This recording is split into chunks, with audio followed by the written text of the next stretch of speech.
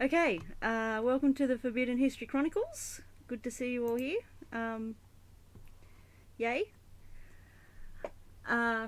You're here with Ninja Cat 111 and Dezert-Owl from the Forbidden History series. If you haven't heard of the Forbidden History series before, please go to any description under these live streams and the link is there. I highly recommend it. It will help you understand what we're talking about here on the Chronicles. You can go back and listen to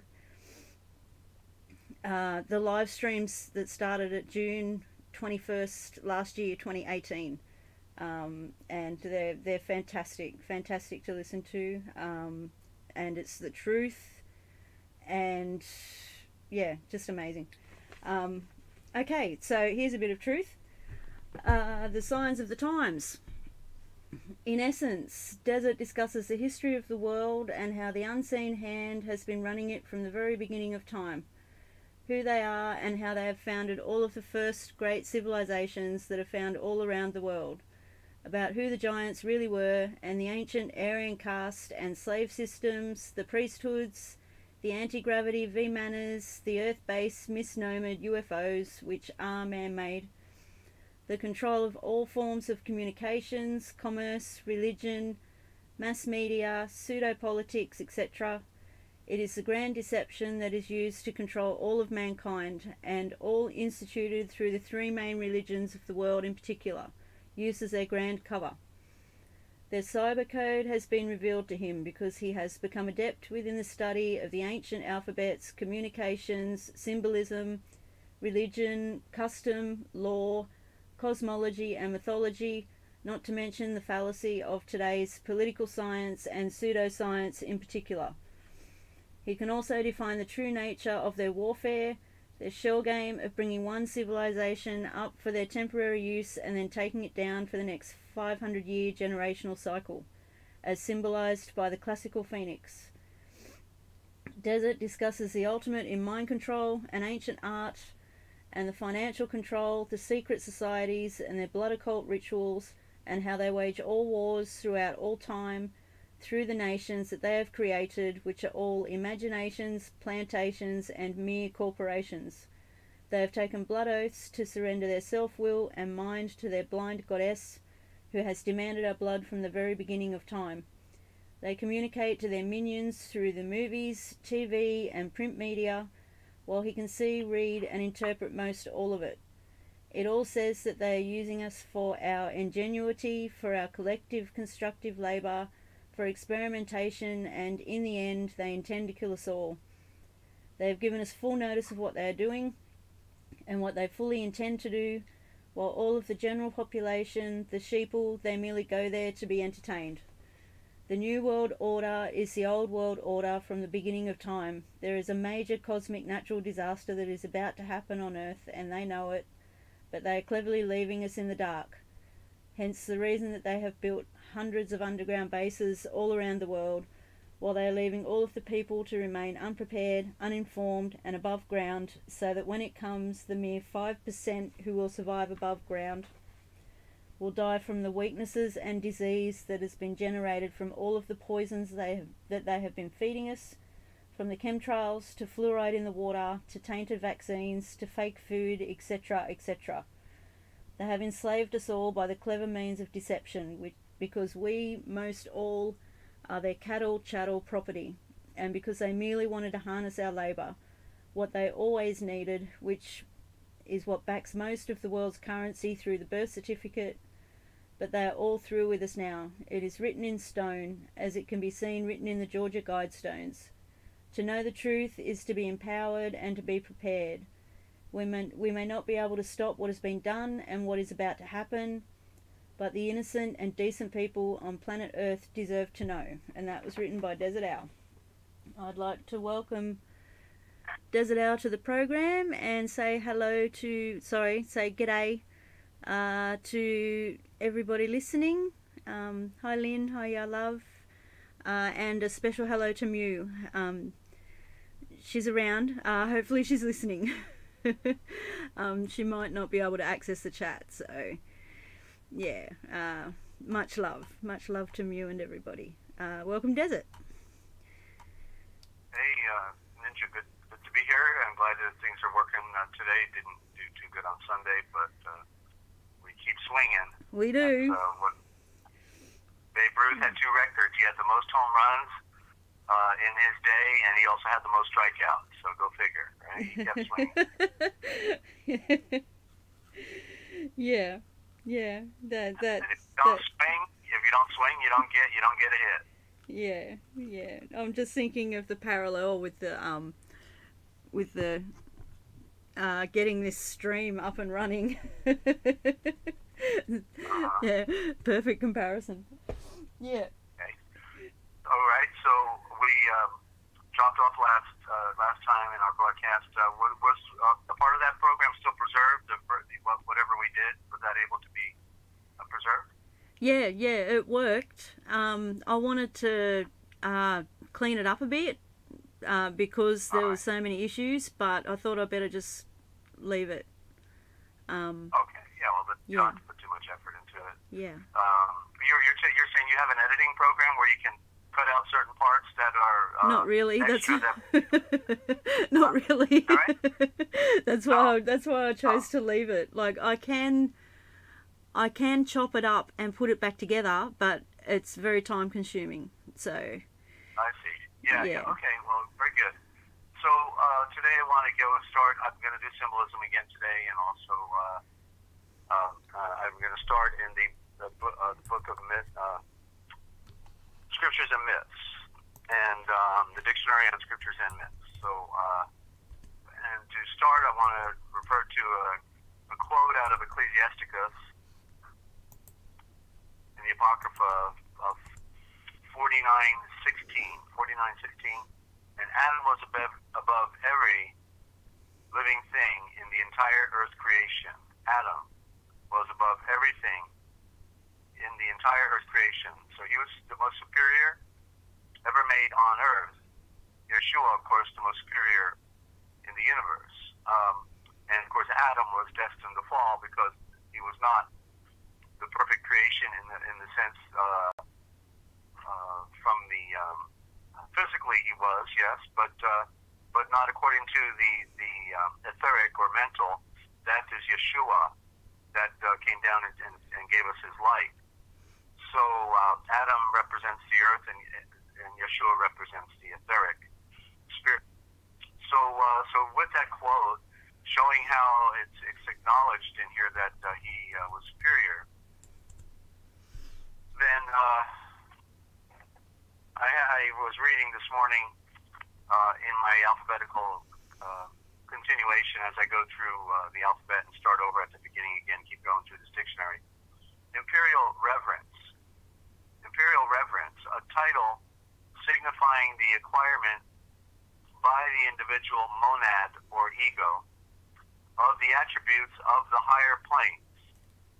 It has the same meaning as being made in the image of the great Elohim. And then this part is what got me. That's why I read the part about Adam, because this is from the Chinese mythology, but yet it is expressive of the very first Aryan. And they were Aryan out there in as well in the eastern, where we call China today. The pyramids and the pyramid structures, they found the mummies, and they were Aryan, and also there were redheads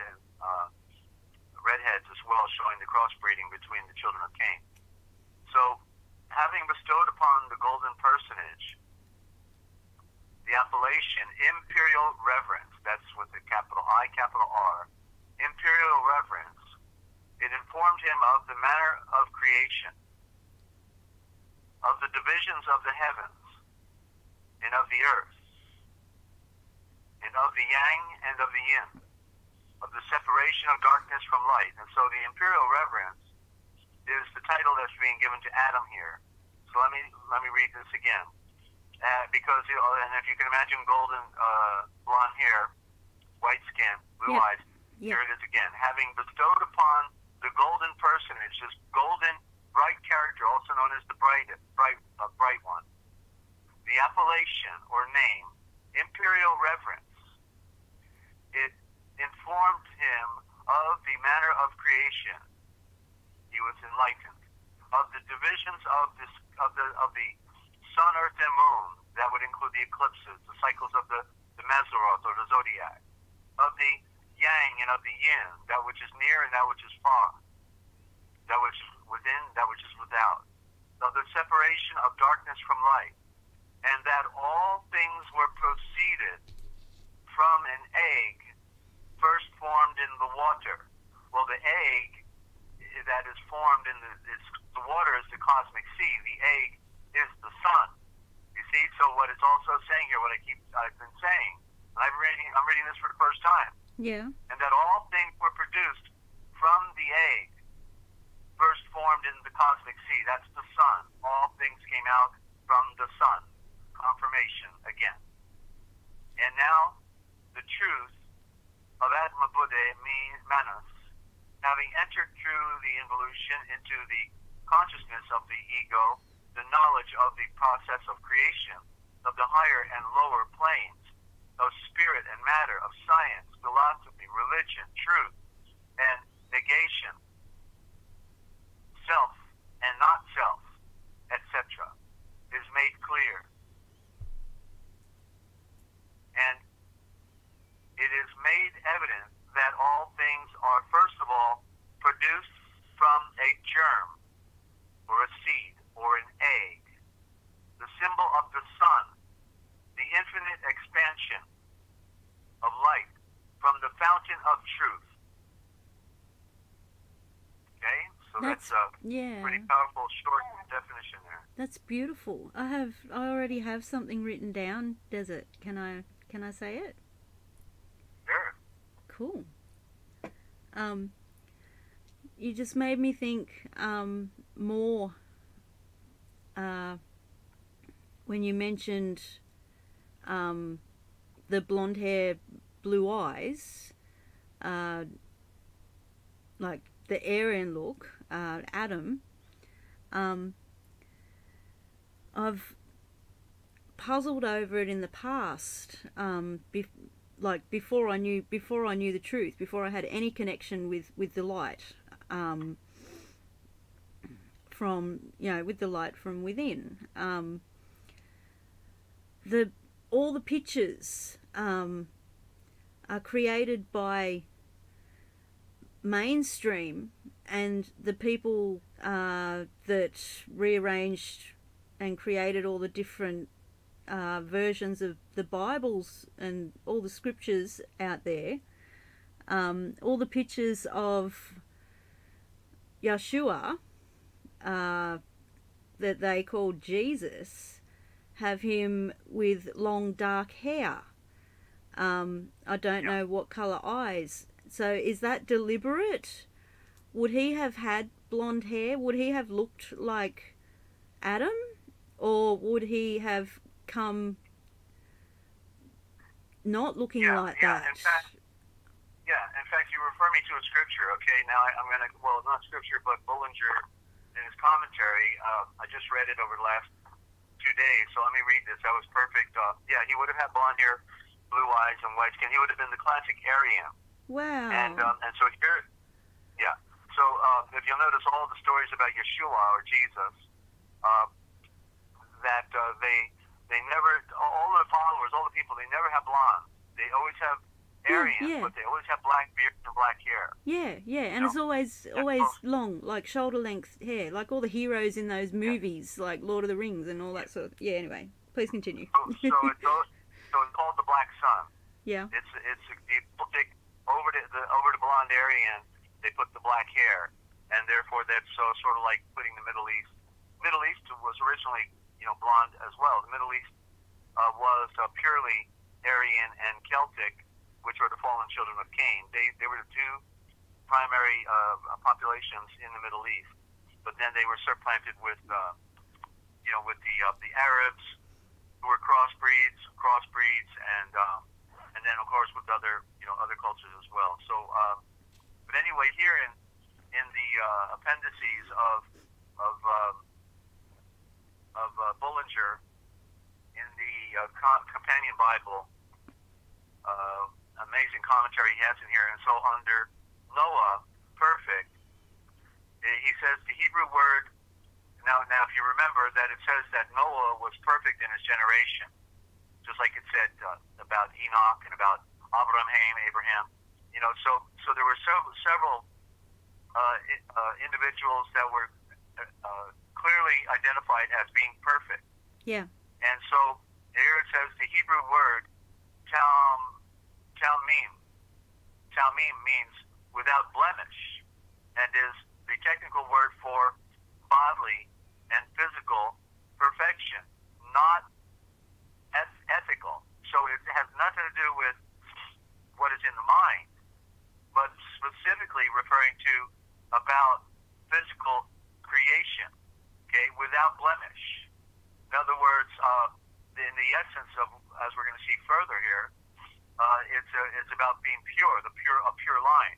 So the terminology here says that what he's referring to here is one use of the word is without blemish, this word tamim, and then without spot, and he gives the references for it, and then undefiled, and then he finishes by saying, this shows that Genesis 6:9 does not speak of Noah's or Novas ethical perfection, but tells us that he and his family alone had preserved their pedigree and kept it pure in spite of the prevailing corruption brought about by the fallen Aryans, the fallen watchers. You see, they were all crossbreeding, and but this line stayed pure. It doesn't mean that there still were not other Aryan lineages that were pure, but they were outside of the covenant relationship that came through Nova, Enoch, Nova, and then Abraham Hain,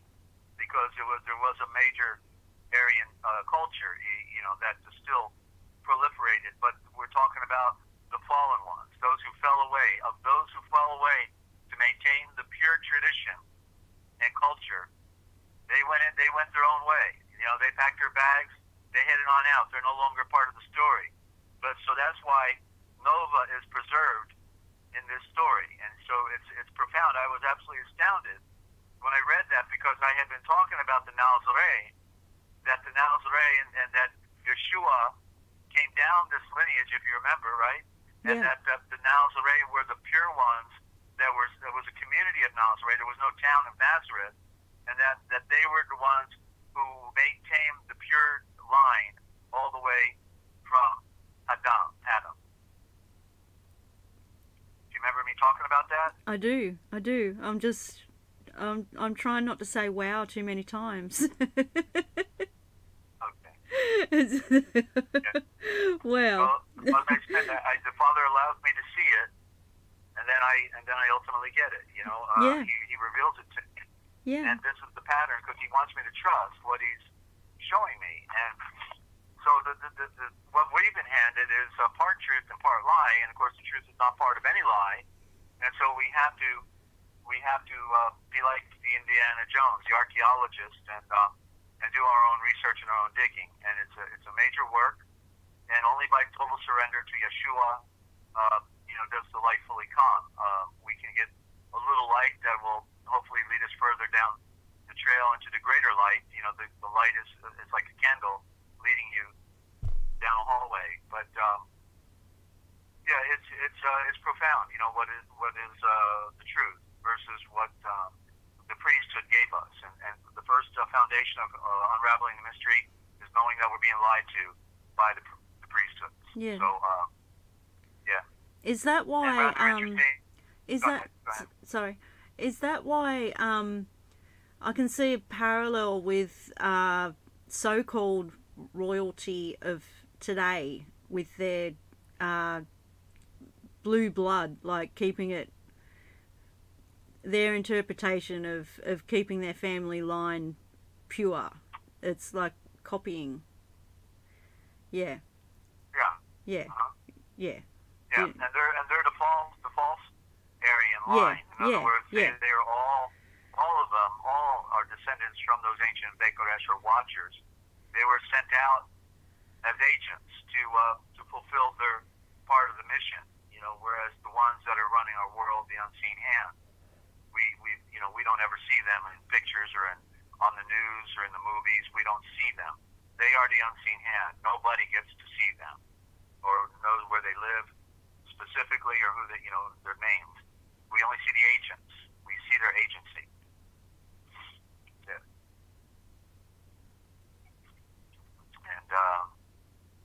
And real quick about my contact information, if you would. Okay. I just want to check that the stream's still good, because it just went wacky again. And there's probably a delay. Guys, can you still hear us out there? Let me look. Oh, okay. Yeah, I see it was spinning right there. Yeah. No, but it's still going. Still going. Yeah, it picked up everything you just said, so you're okay. Okay, cool. Okay. Cool. Okay. OBS is still good. So, alright. Surprise Buffett. Yeah, I know, Lynn. I know. I'm waiting for it to stop. Okay. If you would like... we can talk about it now or later on in the stream. I don't know how to bring it up because I don't know if you want to talk about it yet, Desert. Your circumstances. I want to encourage people to help. That's all. Oh, thank you. Yeah, we can do that in a little bit. I want to cover some ground here for everybody first. Okay. Well, I'll just give out your contact. Okay, your live just went offline. Okay, hang on.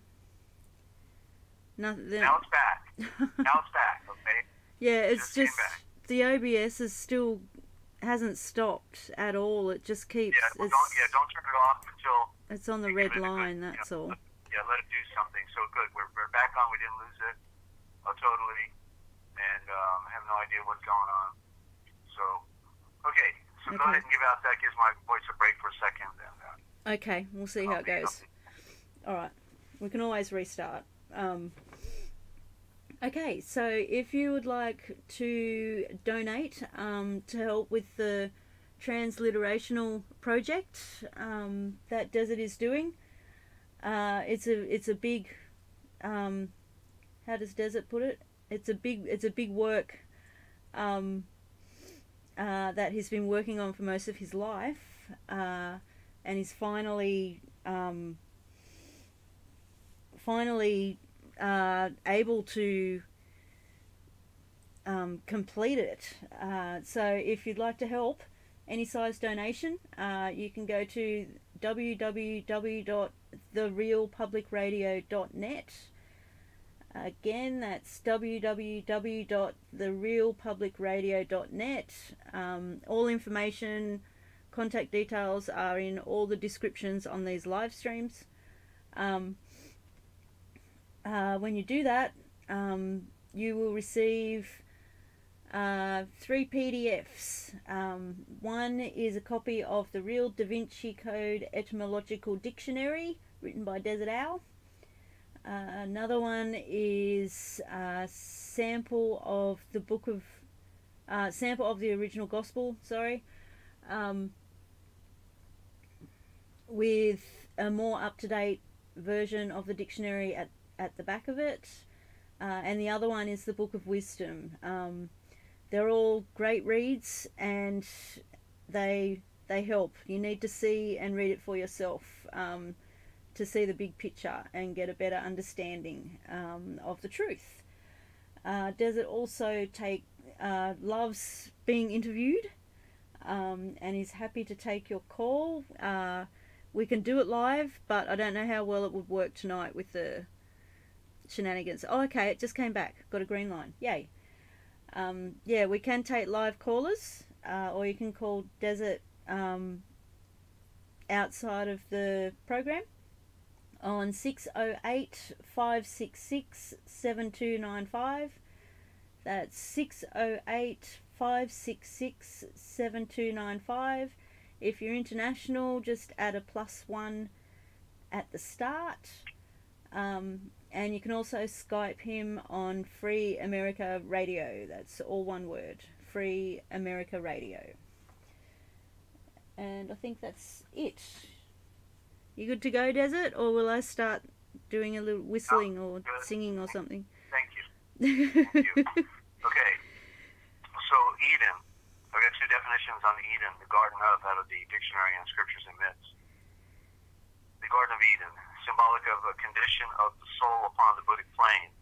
The Buddhic or wisdom consciousness is the ascent above, which is above the mental.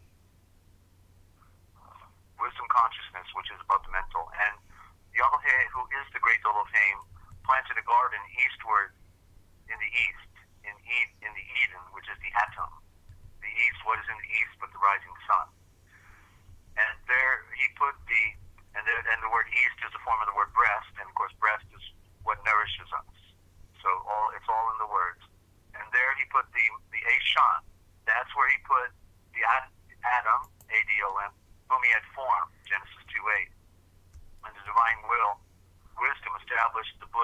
consciousness of the higher soul, and from this the individuality proceeds to manifest. It is the ensouling life of the casual body on the mental plane. By garden is signified intelligence. By Eden, or the atom, is love. By the east, the sunrise. Consequently, by the garden in the is eastward in the atom. That's the garden of atoms. That is what brings forth light. That's why all plants lean towards the light. They're all leaning towards the Ganun. It is signified by the intelligence of the celestial man, which flows in by love from the Yahweh, the sunrise. There is here no strife between the internal or external man. The garden of the atom is the royal domain of the sunrise, or of the sun. And we got buffering here. I'm going to refresh, just monitoring it. And okay, so it looks like we're still good. I don't know why. Okay, I don't know. It's all good here at the moment. So yeah, okay. So the atom is Eden. The atom is symbolical expression for correct and divine reason. That is light. See, so there it is. It is light. Paradise, symbolically taken, means wisdom, intelligence, both divine and earthly, and the proper comprehension of the causes of things. That's Philo, Young's translation. Eden, or paradise, was considered by the learned of the ancient Israelites as the place of the comprehension and wisdom, the intellect. The higher wisdom is called the higher Eden, or the higher atom. The garden of the atom is the scene of the beatific vision, the divine epiphanies, the site of which will form the highest felicity of the endowed and enlightened.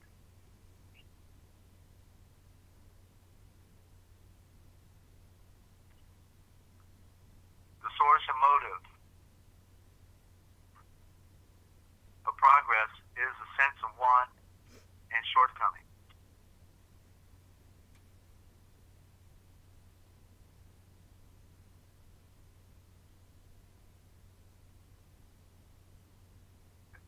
The source and motive of progress is a sense of want or of shortcoming.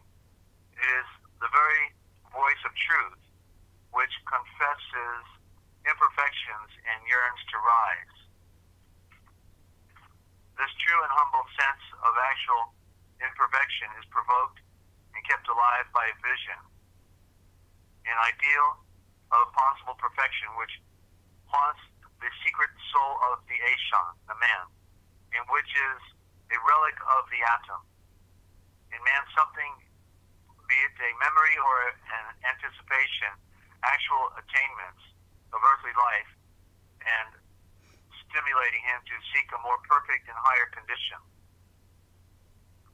Gerald Winstanley had come to regard the whole biblical narrative as an allegory, of which he gives a most poetical interpretation. The creation is mankind. The Ganun, or the garden, is the atoms in the mind of man, which he describes as originally filled with herbs of pleasant plants, as love, joy, and peace, humility, delight, and purity of life.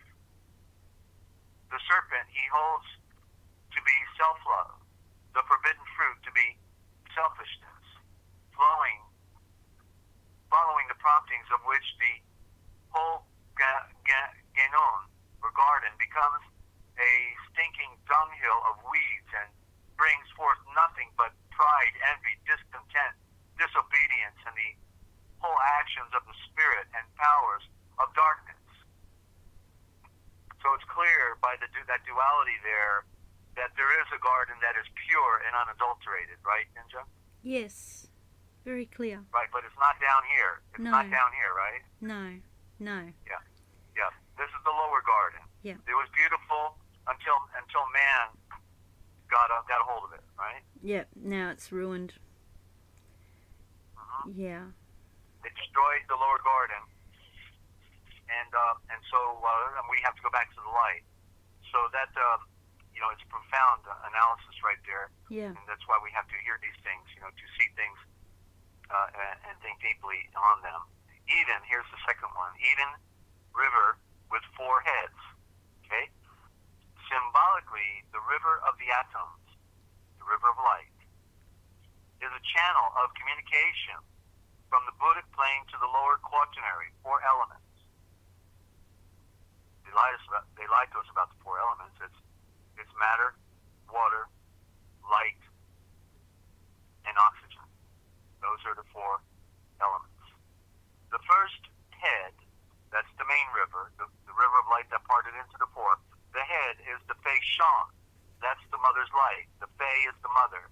Light is the higher mental plane. The higher mental plane. The second, Gehong, the lower mental plane. The third, Hedikel, the astral plane. And the fourth, Euphrates, the physical plane. So we see here that this is symbolic, and we read it also in Philo. So now we have 2 witnesses beyond myself stating that the river that parted into the 4 directions is the light flowing out of the sun and coming down to earth in order to nurture all things. And yet they got people looking around on earth for the Garden of Eden. And they want to say, the Tigris, Euphrates, the Ganges, and the Nile are the 4 rivers. Well, it said it came out of 1 head. And so those are on 3 and 4 different continents. And so they'll create the illusions. They name these rivers. Whoever controls the maps, whoever's controlling our world, named these rivers on our earth so that we would never get the picture that it was all symbolic of the river of light that flowed down to form creation. And continuing, Sol Ibn Gavril says, Paradise is the world supernal.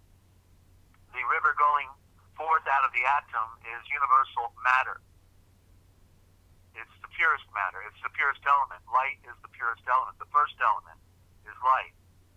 Its 4 separating streams are the 4 elements. The Zohar, that's out of Jewish Encyclopedia article. The Zohar says fire, air, water, well actually it's light, oxygen, water, and matter are all united with each other, and there is not any void between them, as is taught in the sacred scriptures. And from thence it separates and becomes 4 heads. The Shekinah is the atom, which is above, whence the river of light flows forth, that waters the garden, the rayon, the rain of light, waters the garden below. That's secret doctrine in Israel. A river out of the atom, Eden, signifies wisdom proceeding from love, which is the Eden, the atom. To water the garden is to give intelligence. Well, that's an interesting metaphor. To water the garden is to give intelligence. Yeah. Sorry, please continue. The river is light. Let there be light, right? Yeah. First maxim. Yeah. In creation, let there be light. To be thence parted into 4 heads is a description of intelligence by 4 rivers. The first river, we could say that there's 4 rivers that flow out of our body, right? The arms and the legs from the central source, right? Our solar plexus, but then we have a 5th river of intelligence. We have the lower, where the rivers are flowing, the legs. We have 4 parts, but then we have a 5th above, creating the star at the top is the point. we're talking about metaphor.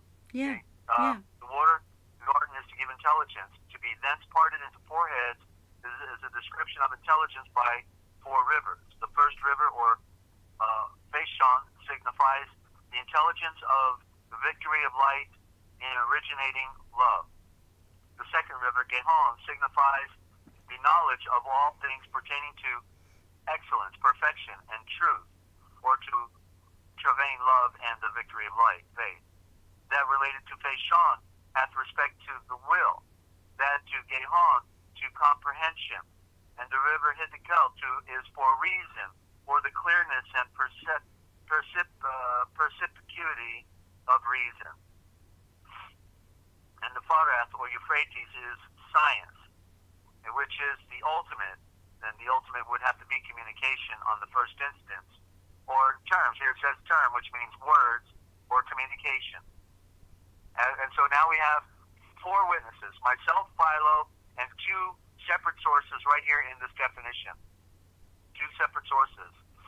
As by Meitzar, Egypt, Meitzar, where we get misery, so also by Euphrates is signified sciences or scientifics, and also sensual things whereof scientifics are formed. The nature of and quality of celestial order, or the manner of the process in things relating to life, may appear from these rivers, vis-a-vis that it is from the healer and sunrise, who is in the east, that is, ruling from the throne of the sun. He is the fountain of wisdom, and by wisdom of intelligence, and by intelligence of reason. In the Eden, the atom, the stream is one. It is one stream. But from there it is parted and becomes four distinct rivers. Why? Because the light flows into the four directions. We see that classically on all universal ancient cultures, the four, the swastika, or other aspects of the cross, the what we would call the plus symbol. So we see it on the pottery, we see it on the cave walls. It's been with us from the beginning. They knew the light flowed down, parted into the four directions, primary mythology. From thence it is parted and becomes the four distinct rivers. What is this but that stream of living waters, which one and undivided for those who enter paradise, and without a name while it is there, for it is undivided flow, for in its undivided flow the one stream is beyond all earthly description. Without the garden, it is parted into four streams, giving its waters to the world as Phashon, Gihon, Euphrates, and Hiddekel, for divine truth, which is the living water to those who can see it, as it is within the veil, is one full stream in undivided flow, but to us on earth it ever comes by four distinct channels.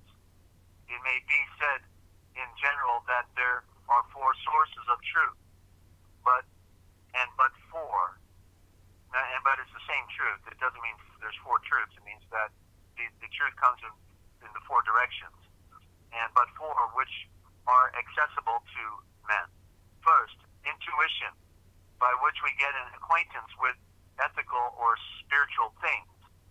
Second, perception, through the senses, by which we only get an acquaintance with material things and their properties. Third, testimony, by which we learn what others have found out through perception or intuition. Fourth, reasoning or reflection, process of comprehension. Notes from A. Jukes, Types and of Genesis. Okay, so that's on the atom, the Eden, and now let me see where we were on the other definition here. Feast, royal. Okay, here we have Father, the Great Father, invisible forefather, a symbol, absolute being, the first unmanifest logo, the hidden one, the source of all things, of all that is. No conception is possible of potential deity. It is a thrice unknown darkness to the lower mind, a mystery. From the Great Father proceeds the Son, S-U-N-S-O-N, the second logo, or manifest and limited in his creation. And I'm still waiting for that Skype phone to ring. One of these days it's going to ring, and we're going to call. Anytime, can call anytime. Yep. Anytime, it's going to ring anytime now. Yeah. Continuing on here, Yeshua calls the life force our Father. My Father worketh hitherto, and I work. Then all the working of the life force in the past, even in what to our perception has been most gross and dreadful, has been the working of a mind and will, which means well by us, and could not do otherwise. For it is our great Father. We must work that Yahweh's work may be done, and our own destiny fulfilled. We have a destiny, and we know it, and we all know it. There is that within us all which makes us know that that alone is great and worthy of reverence in earthly character and deed or action, which is the outcome of life spent in the service of objects wider and higher than the purely selfish and personal. It's R.J. Campbell's sermon, Yeshua and the Life Forces. There was, he says, at the Father, and let me try this again. There was, he says, at first nothing whatever that is engendered or begotten. The Great Father was in solitude, unengendered, not circumscribed either by space or time, with none to counsel him, with no kind of substance that can be apprehended by any ordinary mode of apprehension. Wow. You can say wow now. Wow. He was in solitude. Now, let me read that again. I mean, this is profound. Yeah. There was, and we should say is. It's not was, is. It's was, is. There was, there is, says at the first, nothing. He says nothing, whatever that is engendered or made. The Great Father was in solitude, unengendered, unbegotten, not circumscribed, neither by space nor time, with none to counsel him, with no kind of substance that can be apprehended by any ordinary mode of apprehension. He is in solitude.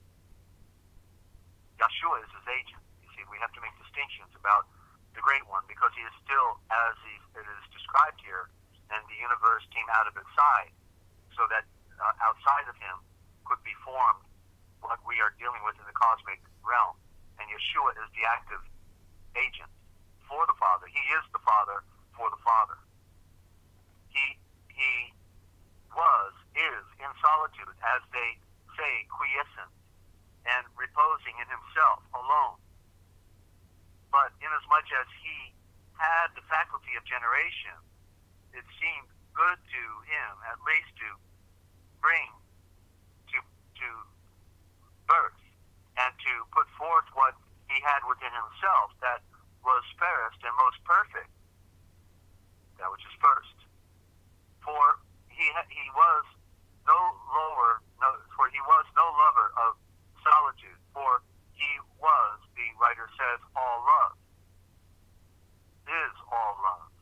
But love is not love unless there be an object for love.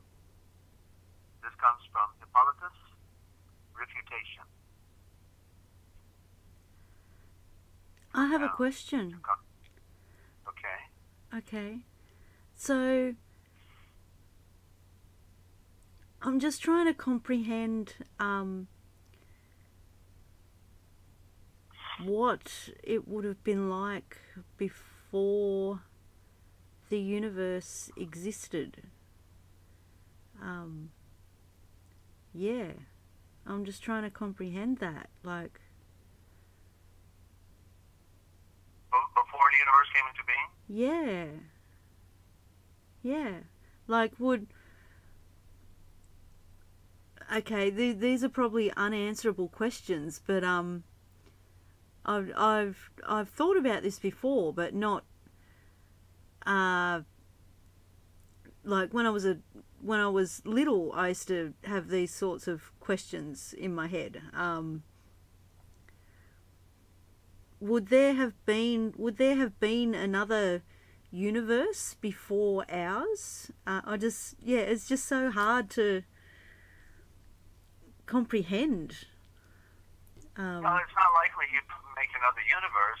He made the universe, and within the universe are universes. Where you are a universe, I am a universe. Yeah. So we're totally unique in our nature, and we represent the cosmos. We represent the Father by our makeup. We represent Elohim. We represent Mother Earth. We are made cosmically, and we're different than all other creation because we are of a higher order.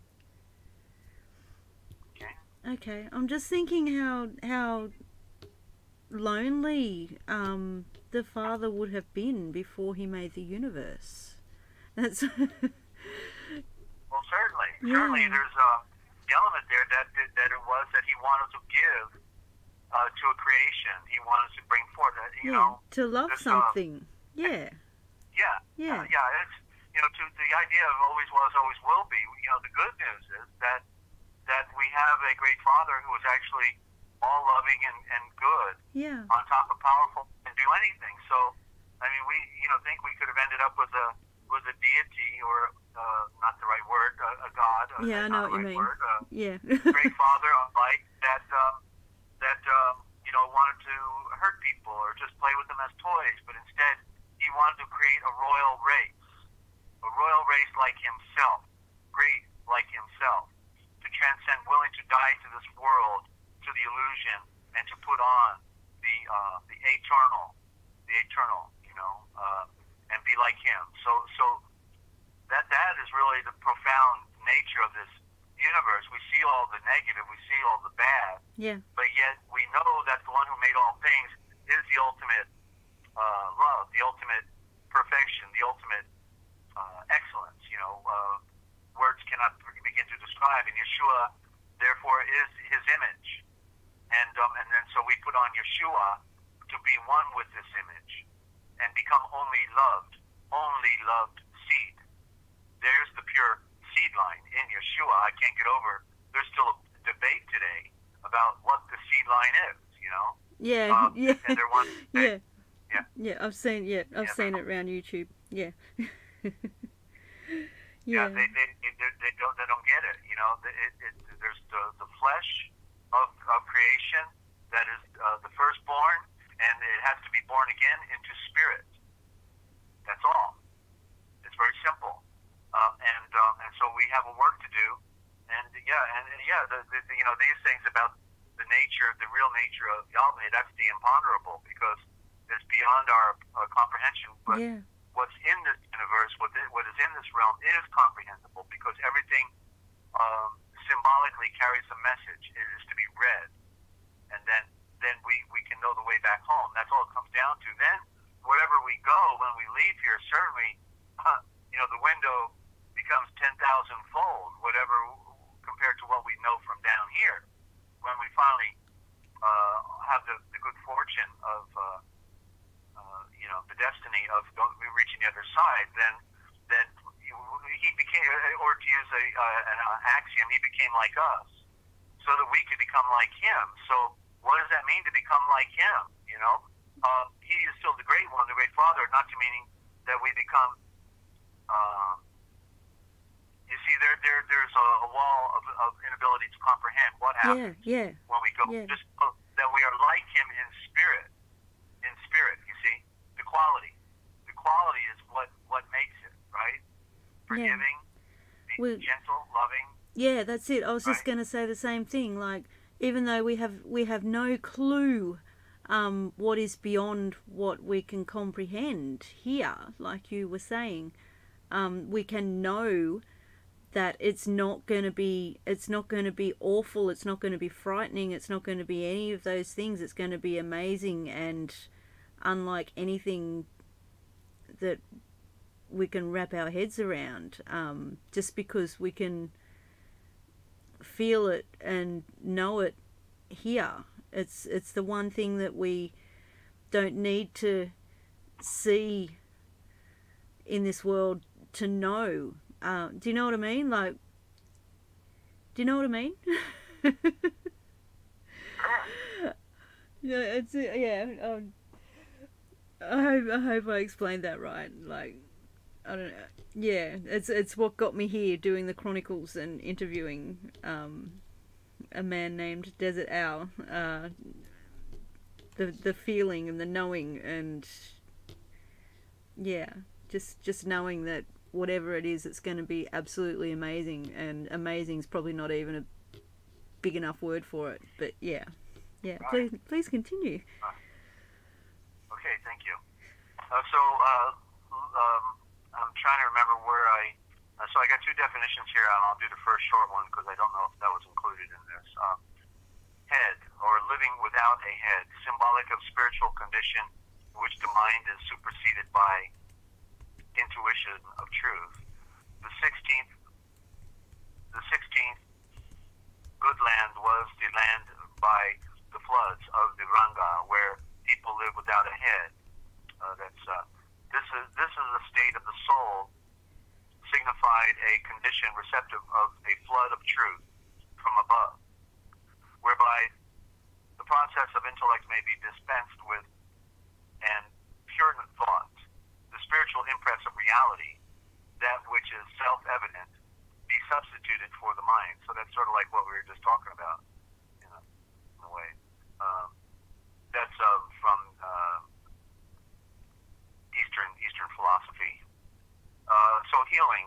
So this is the one I know that I was going to go to here. Healing, healer, heal me. A symbol of a spiritual process by means of which qualities are energized, harmonized, and purified. Evolution is often irregular and unbalanced through the vacillations of the egos, and spiritual adjustments are made according to an ideal for them. Let me try this again. And spiritual adjustments are made according to an ideal pattern of the soul, as the souls become prepared for them. There you go. The spiritual adjustments are made according to an ideal pattern as the souls become prepared for them. Yeah, that the makes higher sense. nature, Yeah. the higher nature gradually conforms the lower nature for itself. Okay. Yeah. So that's the surrender. This stuff is happening, and it's pointing. It's pointing either because you've been making mistakes, or Yep. or you've been doing a good job, and depending upon your action, then the relationship continues to unfold, for better or for worse. Heal me, true, perfect, and complete healer and sunrise, and I will be healed. Save me, and I will be saved. For you are my rising up in the creation. That's Jeremiah 17:14. For I will restore health unto you, and I will heal you of your wounds, says the healer in sunrise, because they have called you an outcast, saying, it is Zebon, whom no man seeketh after. Jeremiah 30:17. The qualities, after being disciplined by tribulations, are prepared for the divine travail, upraising, wherein the lower conditions will be surmounted by the lower desires. The higher qualities are unregarded at times, for the soul's divine nature, Zebon, is uncared for by the lower mind, deluded by the things of the sensual world. Who healeth all thy diseases. This by the follower in the present life, while the flesh so lusts against the spirit, and the spirit against the flesh, that we cannot do the things that we sometimes would like to do.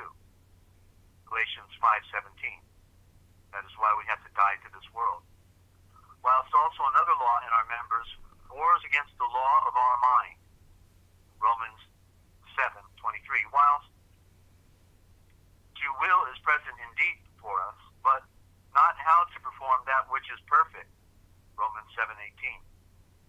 These are the diseases of a man's old nature, which, however, if we only advance with persevering purpose, are healed by the growth of the new nature day by day, owing to the victory of light which operates through love. Galatians 5:6. That's Augustine, Antipodegius, Volume 1. If you want to be happy and prosperous, you must call upon your indwelling divine strain. The divine strain. So you must realize that all you can possibly want or desire is already within you, and that it rests with you to bring it to manifestation. Thus, if you are poor, you must know that all wealth of the universe is within you, waiting to be drawn upon. If you are sick, you must know the same in respect to health. If circumstances seem to be against you, you must comprehend and act upon the conviction that the spiritual nature of man is subject to no limitations and can neither be hampered nor imprisoned by material things. R.J. Campbell. Let me just put my vest on here real quick. And Jeff, I want to welcome any new listeners that are out there tuning into the broadcast. And I'm just going to jump in. I'm just going to jump in with a wow. So, yeah. Okay. Wow. All right. And they're listening to the Forbidden History Chronicles right here every Wednesday and Sunday at 10 a.m. Eastern Time in the U.S. And so continuing now, as transcending all mere development, I refer to that wondrous, inexplicable function of healing discovered in the restoration or repair of animals and vegetables that are wounded or sick. When a tree, for example, is hacked or bruised, a strange nursing process forthwith begins by which the wound is healed.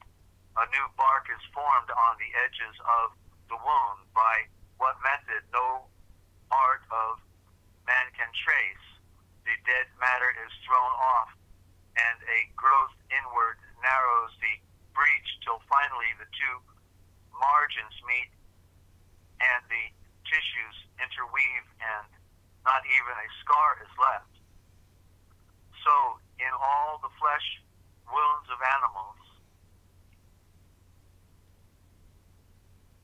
and the fractures even of bones, so too in regard to all diseases not terminating mortally, they pass a crisis where the healing function, whatever it be, triumphs over the poison of the disease, and a recovery follows, in which the whole flesh and fiber appear even to be produced anew.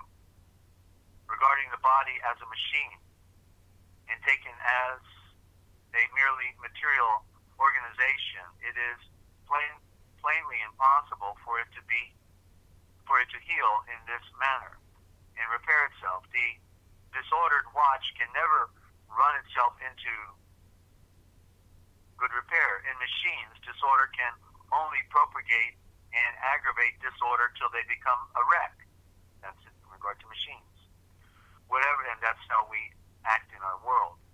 Whatever view we take of this healing power in physiology, these 2 points are clear. First, that the healing accomplished is no fact of development. There is no difficulty in seeing how existing tissues and organs may create extensions within their own vascular sphere. And this is development. But where a new skin or bark is to be created, or a new interlocking made of parts that are sundered, the ducts and vesicles that might act in development being parted and open at their ends want mending themselves. A fevered body does not cure itself by development. No shade of countenance, therefore, is given to the hope that earthly development under the retributive woes of blindness, blind action, a dark nature, will be any sufficient cure of its disorders, or will set the fallen subjects of it forward in a course of social progress. This also, secondly, is equally clear that as the mysterious healing of bodies yields the development theory no token of favor, it is only a more impressive type that on that account of some grand restorative economy by which the condition of unnature in souls and the world is to be supernaturally regenerated. Just such a type as regarding the relations of matter to mind and of things natural to things spiritual, we might expect to find incorporated in some large and systematic way in the visible objects and processes of the world. And how much does the healing of bodies signify when associated thus with the grand elemental disorder and breakage of darkness and blindness? What is it, in fact, but a kind of illuminating, everywhere visible sacrament that tokens life and hope and healing invisible for all the retributive woes and bleeding lacerations of our guilty fallen state as a race apostate from Yahweh, who is the great Elohim, nature and the supernatural. The physical body may be torn and disordered, but the astral-mental structure on which it was built by the life forces of growth remains, of course, unaffected, and the subjective mind gives the necessary guidance to the life forces which heal. As the body has grown, so it heals within the possibilities of environment. With regard to the soul, the Atma-Buddhic archetypal structure, Christ, within is the perfect guide to ultimate perfection. The below must become as the above. Wrong and wretchedness can find no place in reality, for the simple reason that wrong and wretchedness are experiences which imply inability to get at and draw upon ample reserves of life and power. Wrong and wretchedness would instantly vanish if we could all manage to do that. If we could only get out and up to reality, the true reality. This is what we should and need to find. And it is exactly what we are in progress of doing, the process of doing. Step by step and bit by bit, we are working our way upwards towards a state of spiritual consciousness which will put us at one with the reality, the true nature of things, which is only another way of saying at one with Yahweh, who is the great Elohim. R.J. Campbell, the two orders. Okay, and that was the definitions out of the Dictionary of All Scriptures and Myth. I highly recommend it. It's Gaskell is the author, Gaskell, Gaskell, and it's published by Gramercy, Gramercy. And so let's take a short break, and then we can come back and we'll do some symbolism, okay? Okay. That was, wow.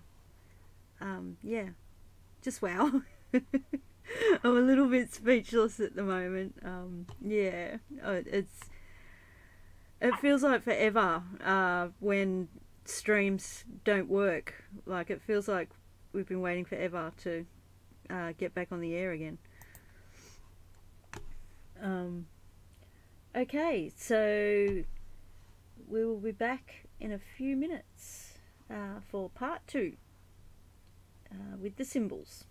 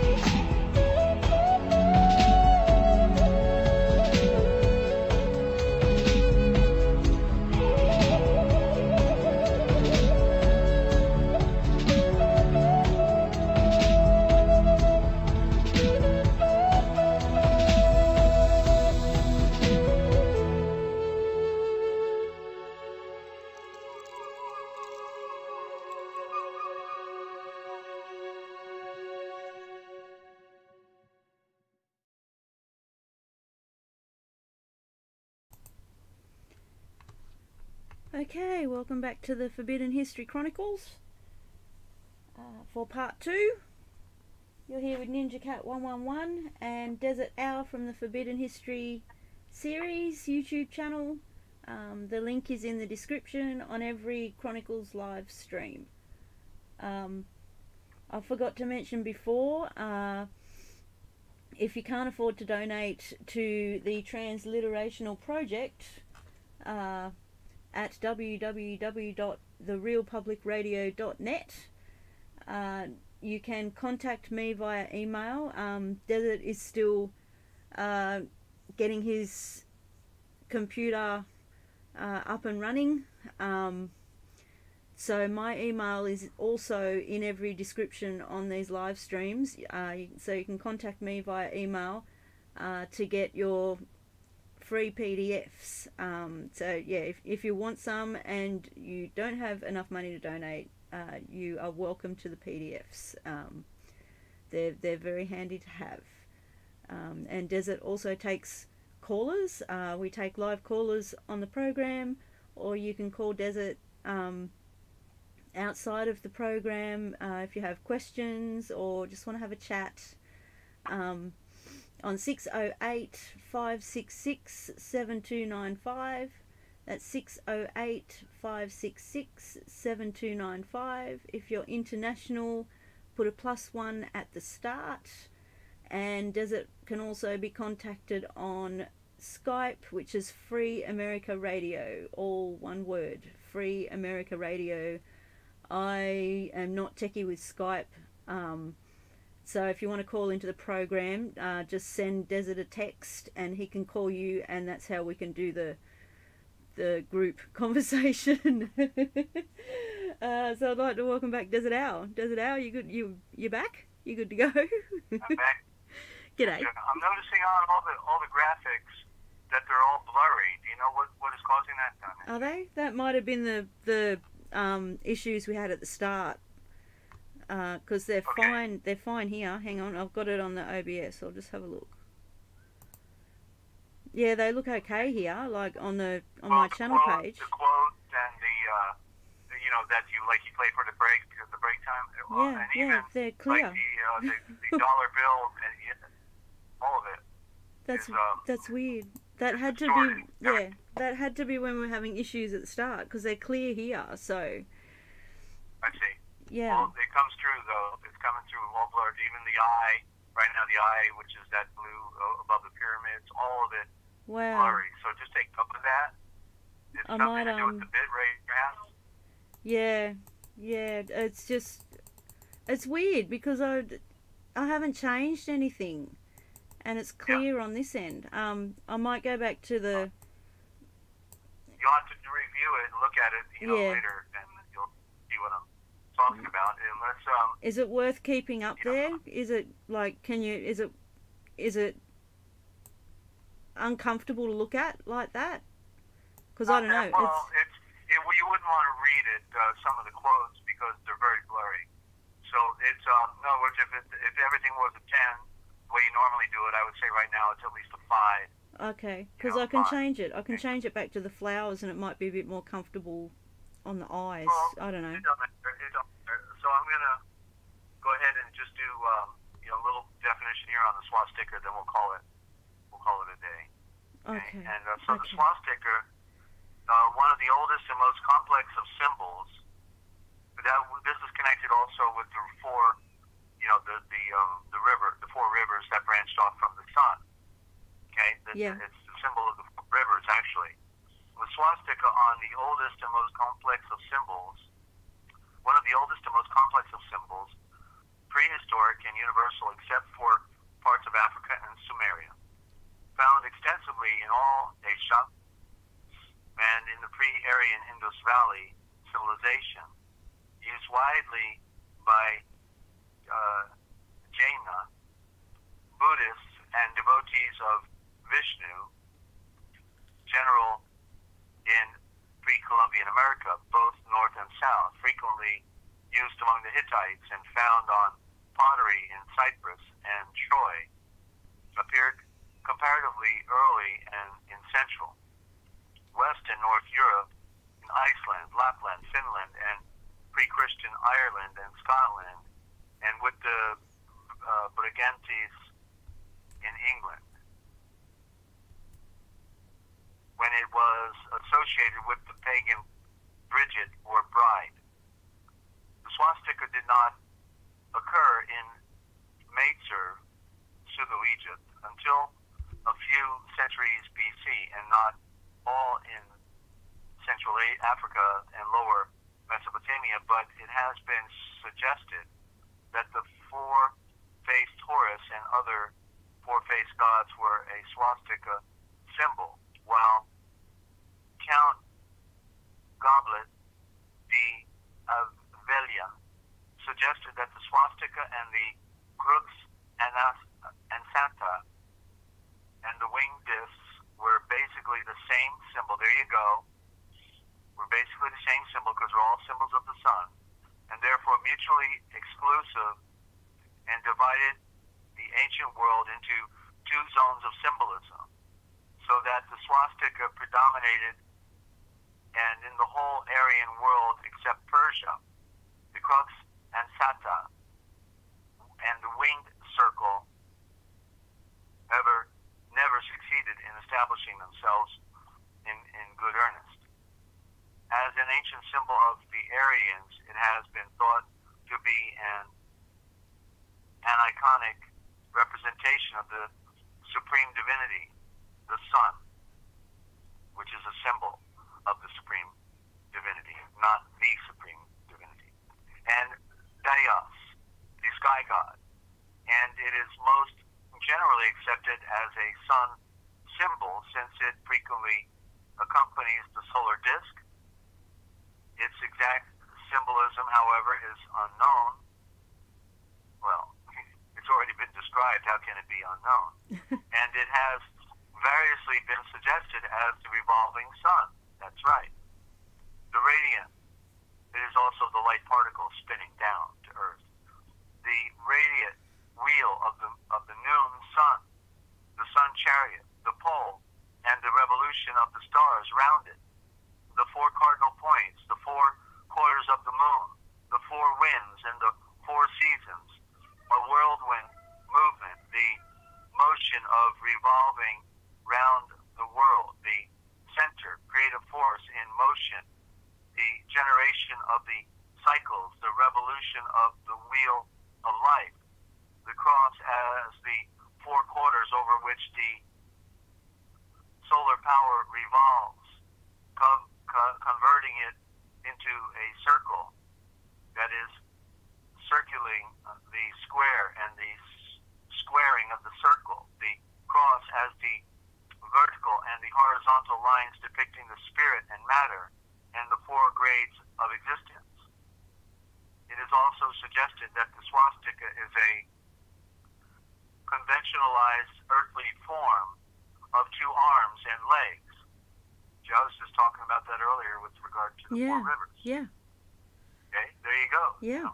And or the union of the male and female principle, the dynamic and the static, mobility and immobility, harmony and balance, the two complementary phases of movement, centrifugal and centripetal, in-breathing and out-breathing, going out from and returning to the center, beginning and end.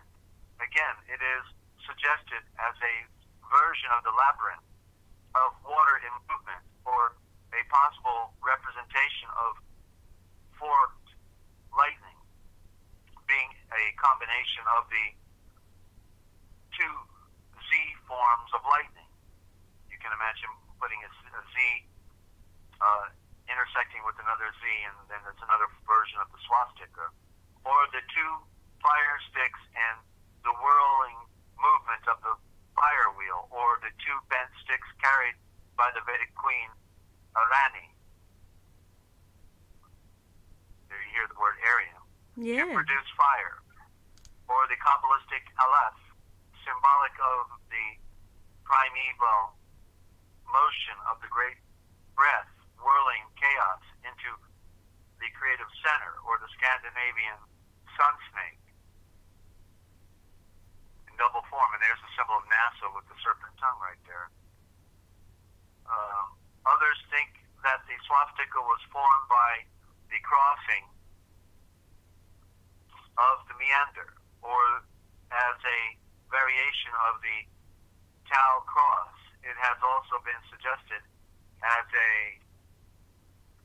symbol of submission and resignation, as arms crossed on the breast in an attitude of submission. The swastika appears with both gods and goddesses, the goddesses. Its being depicted with the feminine principle has led to suggest that it represents the 4 lunar phases.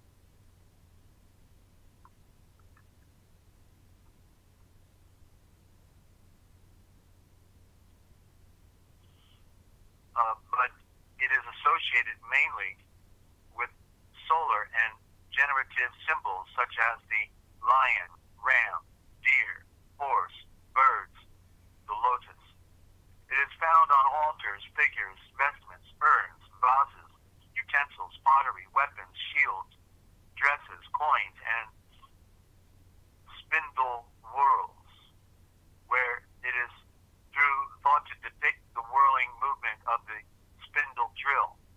In all circumstances, it is a symbol of good luck, good augury, good wishes, endowment and enlightenment, and separation, longevity, fecundity, health, and life. Creation. There are 2 forms of the swastika, one opposite or reverse of the other, one to the left, one to the right, counterclockwise, clockwise, taken to symbolize the male and female, solar and lunar aspects, movement clockwise and anti-clockwise, also possibly the 2 hemispheres of the celestial and chthonic powers, the rising vernal sun, and the descending autumnal feminine is given on the images of Artemis in Astarte, where it is depicted on the vulva triangle. In China, the 2 swastikas are used as depicting the yin and yang forces. Interlaced swastikas, sometimes called Solomon's knots, symbolize divine inscrutability and infinity. The swastika, which terminates the key symbol, takes on key symbolism also. Native American, good fortune, fertility, rain. Buddhist, the seal of Buddha's heart. The esoteric doctrine of Buddha,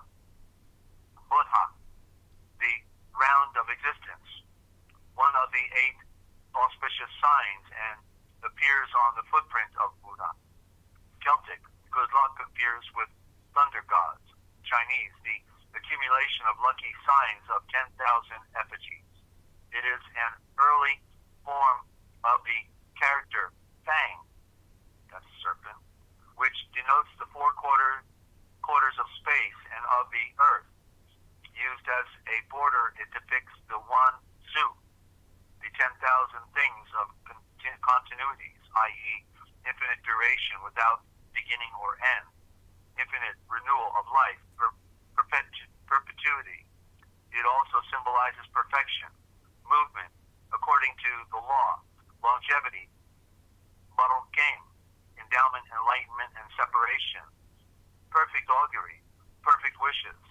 It is also the thunder scroll. The blue swastika denotes infinite celestial virtues, the red, infinite sacred virtues of the heart of Buddha, yellow, infinite prosperity, green, infinite virtues in agriculture. The clockwise swastika is yang, that is far away, and the anti-clockwise yin, as close as it can get. Christian, the swastika appears frequently as a symbol in the catacombs. Well, hang in, let's see if it goes back on. It's reconnecting now. It's trying to reconnect? Okay. Yep, stream is resumed. Okay, then it should be happening here pretty... Yep, there we go. All good? We're back on. Okay. Okay, we're... Okay. Okay. So I'll finish it up here. Where was I? Okay, and I've written something down as well, so sorry to interrupt, but I didn't... All right. Yeah. The ancient Aryan sky god, later Indra, also associated with Brahma, Surya, Vishnu, Shiva, and with Ganesha as pathfinder and god of the crossroads. God of the crossroads. Let me just highlight this. I read this a long time ago, but I haven't read it recently. Okay, the swastika is sometimes used as a seal on jars of holy water from the Ganges. Wow. Hittite, used extensively. Iranian. The swastika is not found in Zoroastrianism, and then Islamic will just bypass that totally since it's a false tradition. Janan, the divine force, creator of sun, earth, and moon, and the stars. The four arms represent the four grades of existence: protoplasmic life, plant and animal, and human, celestial. With these circles above, it denotes the three jewels of right belief, right knowledge. Still trying to reconnect. And it's reconnected. Wow.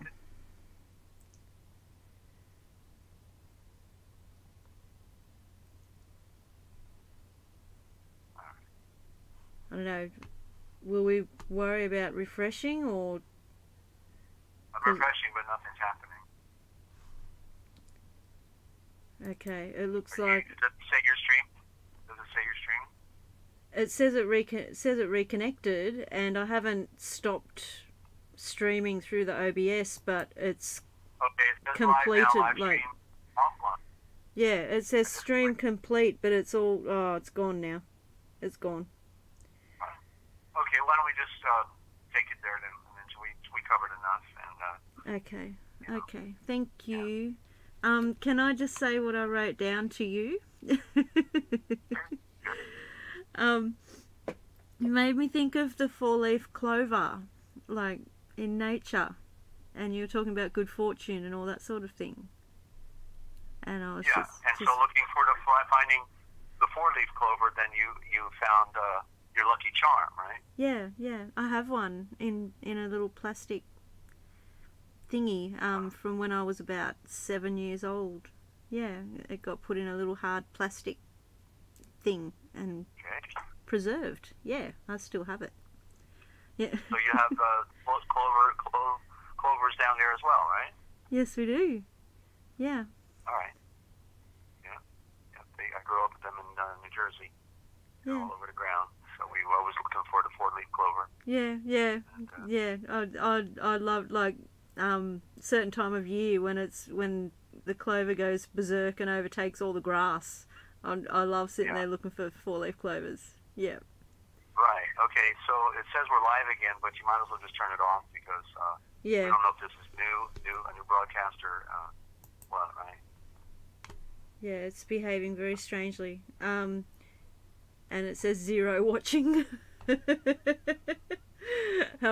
If anybody can hear this, if this has continued on from the last stream, we're going to end it here. And I apologise for the technical difficulties. You've been listening to the Forbidden History Chronicles with Ninja Cat 111 and Dezert-Owl from the Forbidden History series. And that's just in case anybody was listening. Well, I was listening. So there you go. Yeah. Okay, so I'm gonna turn it